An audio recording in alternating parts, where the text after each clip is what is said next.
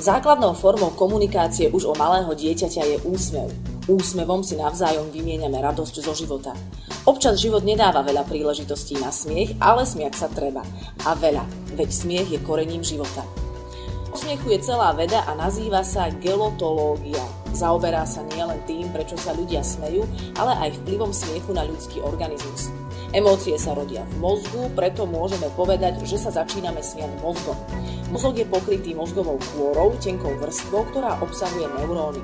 Pod kôrou sú ukryté skupiny neurónov, ktoré sú oveľa staršie z hľadiska vývinu človeka ako kôra a práve vďaka nim prežívame rôzne pocity. Tu vzniká pocit radosti a šťastia. Prežívané pocity sú doslova vzplanutím nervových buniek. Ich energia sa nervovými a krvnými cestami dostáva do svalov, ktoré nám dovoľujú pozorovať na človeku citové prejavy. Preto je tiež pravdivé tvrdenie, že sa smejeme svalmi. Prejavy radosti sa premietnú do reflexných pohybov tvárových, mimických svalov, svalov hrudníka, bránice, svalov brucha a niekedy sa smejeme dokonca aj rukami a nohami. Pri hlasnom smiechu sa do aktivity zapoja aj svaly v hrdle a vydávame typické zvuky pre smiech. Smiech nám umožňujú aj dýchacie svaly, ktoré zladia smiech s dýchaním. Deti sa smejú nahlas častejšie ako dospelí. Všetci sa smejeme častejšie, keď sme v spoločnosti iných ľudí, ako keď sme sami. Niekedy sa začneme smiať len preto, že sa smejú ľudia okolo nás. A to preto, lebo smiech je sociálny signál a v mozgu máme detektor smiechu. Priemerne sa smejeme 17 krát za deň.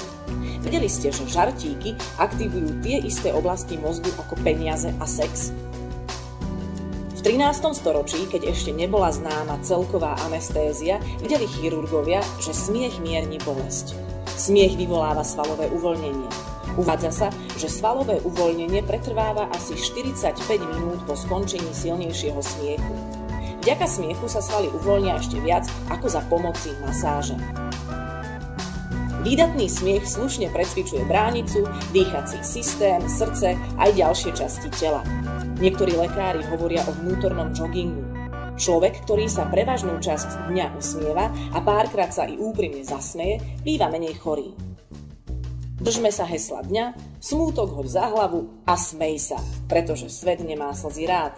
Smejte sa, smiech je liek na telo aj na dušu. V pohode?